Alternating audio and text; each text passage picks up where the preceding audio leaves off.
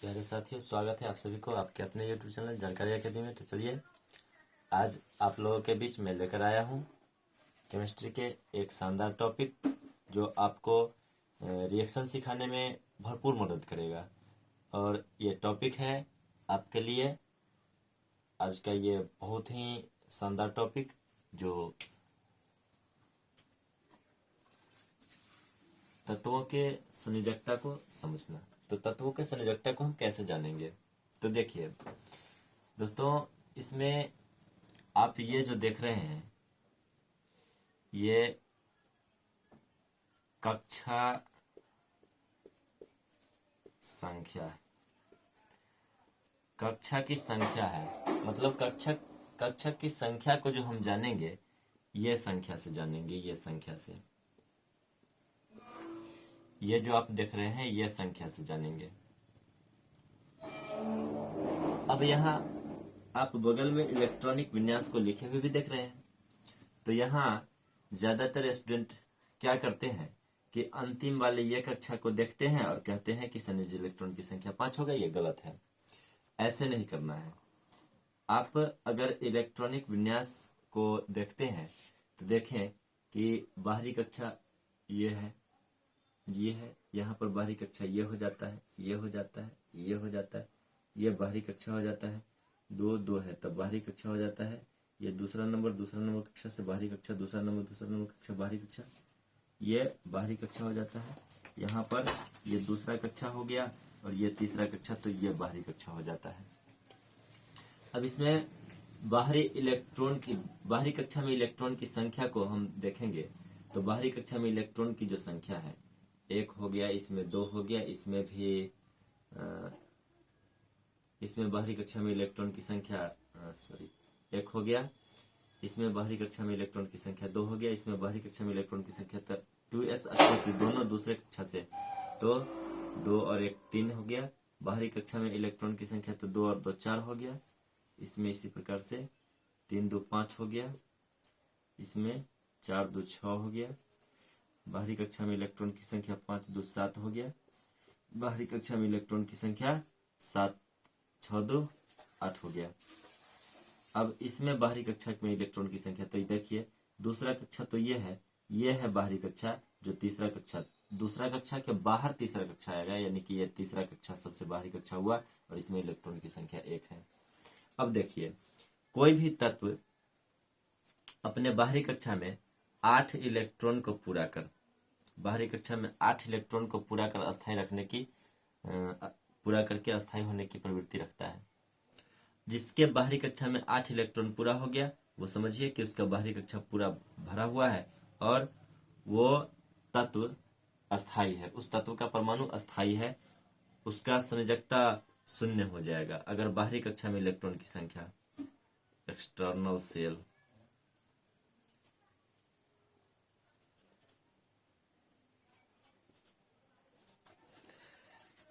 Number of electron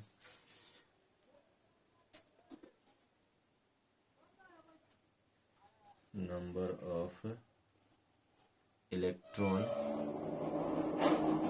external shell. बाहरी कक्षा में इलेक्ट्रॉन की संख्या यदि 8 होता है तो संयोजकता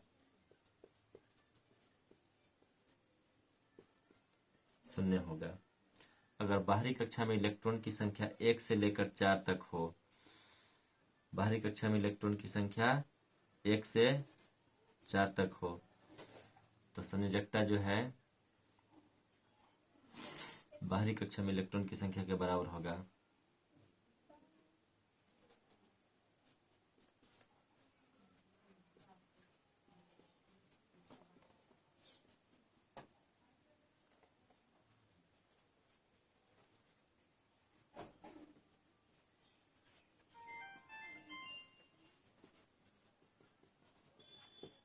बाहरी कक्षा में इलेक्ट्रॉन की संख्या के बराबर होगा।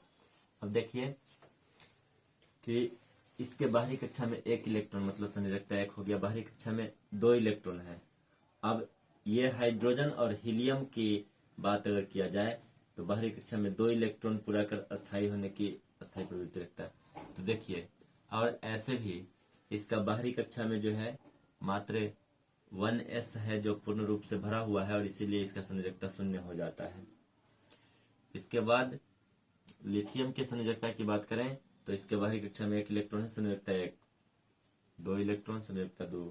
बेरिलियम बोरोन का 3 इलेक्ट्रॉन संयोजकता 3 और कार्बन के बाहरी कक्षा में 4 इलेक्ट्रॉन संयोजकता 4। अगर 4 होता है तो प्लस में हो या माइनस में हो सकता है।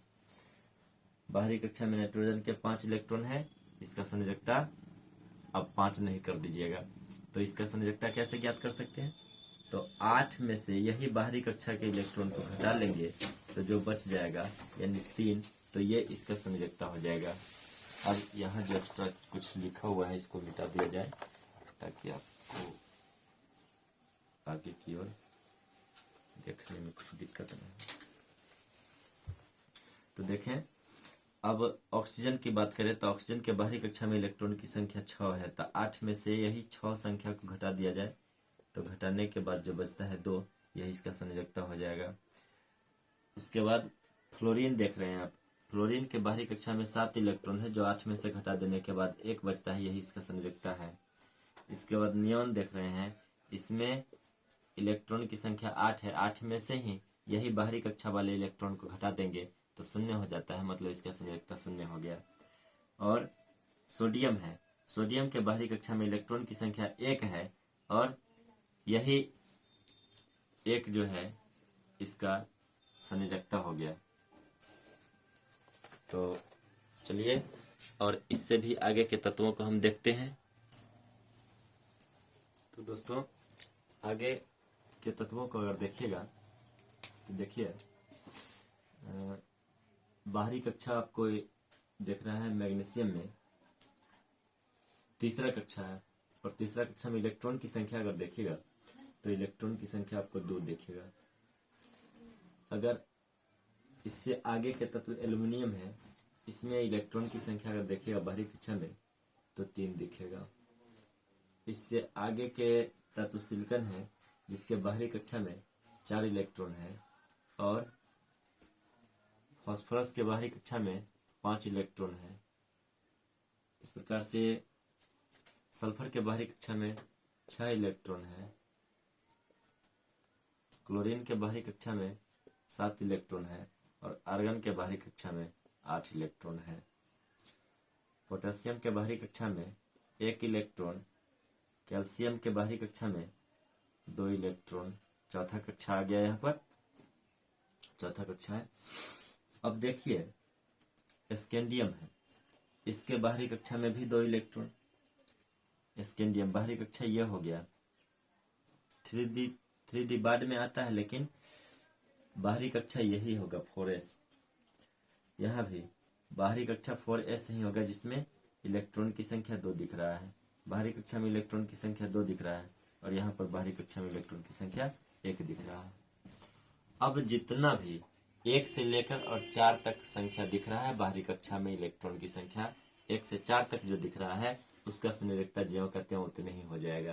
तो इसका संयोजकता 2 होगा, 3 होगा, 4 होगा।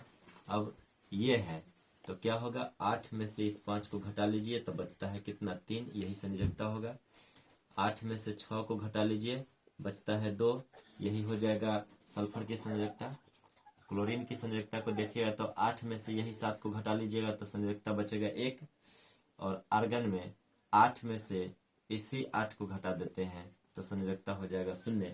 और फिर जो है पोटासियम देख रहे हैं तो इसकी संयोजकता 1, कैल्शियम की संयोजकता 2 और स्कैंडियम की संयोजकता 2, टाइटेनियम की संयोजकता 2, टाइटेनियम के बाद वेनेडियम की संयोजकता को देखिए यदि तो 2 और क्रोमियम के बाहरी कक्षा में भी 1 इलेक्ट्रॉन है इसलिए इसका संयोजकता भी हो जाएगा 1।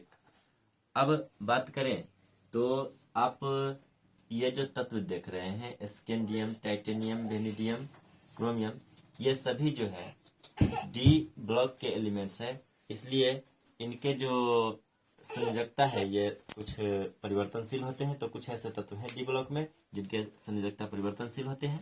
तो चलिए आज के वीडियो में इतने ही, अगले वीडियो में इससे आगे के टॉपिक को देखेंगे। तो वीडियो देखने के लिए धन्यवाद और आपको यदि वीडियो अच्छा लगा हो तो चैनल को सब्सक्राइब करें, बेल आइकन को दबाएं ताकि आपको सभी नोटिफिकेशंस मिलते रहें। धन्यवाद।